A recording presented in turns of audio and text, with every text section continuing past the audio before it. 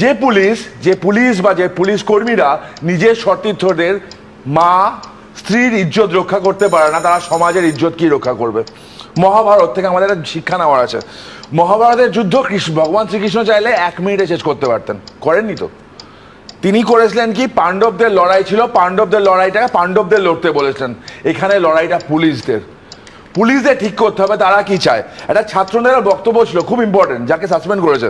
সে বলেছে লিটন হালদারের উদ্দেশ্যে, ছিলেন তো গ্যারেজ পোস্টিংয়ে, এখানে কিভাবে এসছেন জানে তো। গ্যারেজ পোস্টিং থেকে প্রাইস পোস্টিং কিভাবে হয় তা আমরা জানি তো, এমনি এমনি হয় না সুমনদা।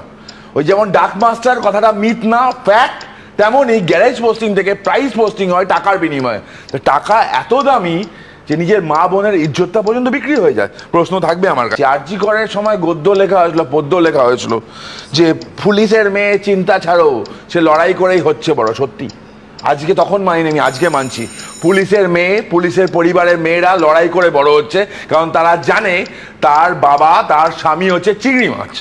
চিংড়ি মাছের যেমন মেরুদণ্ড থাকে না, মাথা ভর্তি নোংরা এবং ওই দামটা বেশ বেশি, এই পুলিশ কর্তাগুলো হচ্ছে ওই চিংড়ি মাছ, যারা নিজের পরিবার রক্ষা করতে পারে না, নিজের পরিবারে থাকতে পারে না, তারা বড় বড় কথা বলে কি করে।